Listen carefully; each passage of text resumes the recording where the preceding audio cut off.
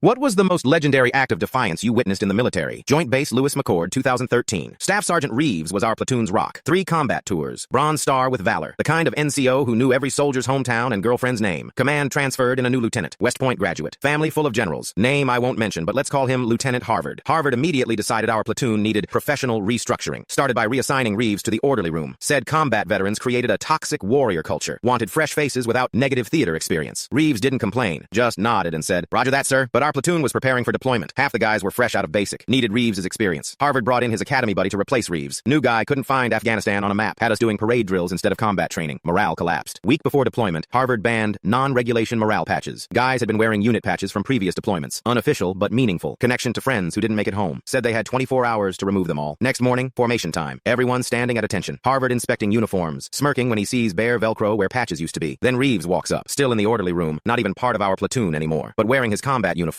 Every inch covered in patches. Sleeves, chest, back. Had to be over 50 morale patches. Unit crests, fallen soldier memorials, combat badges. Harvard's face turned purple. "Staff Sergeant, what is the meaning of this blatant disregard for my direct order?" Reeves stood at perfect attention. "Demonstrating historical unit heritage for the deployment briefing, sir. Battalion commander approved it." Harvard exploded. "I don't care who approved it. I'm ordering you to remove those immediately." Reeves didn't blink. "With respect, sir, you're not in my chain of command anymore. You assigned me to the orderly room under the command of Major Wilson." Harvard grabbed his radio to call the battalion commander. That's when we heard the sound of a Humvee approaching. Battalion commander steps out. Full bird colonel. Combat boots. Not office shoes. Walks straight to Reeves. Looks him up and down. "Those the patches from 2nd Battalion's 3 tours?" "Yes, sir. Plus some from 1st and 3rd. Colonel nods. "Good. The general's coming for the pre-deployment briefing. Wants to see our unit heritage on display." Harvard looked like he might faint. Turns out, Reeves hadn't been sitting quietly in the orderly room. He'd been talking to the battalion commander, explaining our training deficiencies, showing the difference between Harvard's training plan and the combat scenarios we'd actually face. Colonel clapped Harvard on the shoulder. "Lieutenant, I'm reassigning you to logistics planning. Effective immediately." Looked at Reeves. "Staff Sergeant, you're back with your platoon. Get them ready." Harvard was gone by nightfall. Reeves never mentioned it. Just picked up where he'd left off with training. 6 months later, we hit our first ambush in Kandahar. The training Reeves insisted on saved half the platoon. Harvard stayed in logistics for the rest of his career. Never deployed. Last I heard, he left the service as a captain. His family connections couldn't overcome the reputation he'd earned. Reeves retired as a sergeant major. Still gets Christmas cards from every soldier who deployed with him. Sometimes defiance isn't about breaking rules. It's about knowing which rules matter when lives are on the line.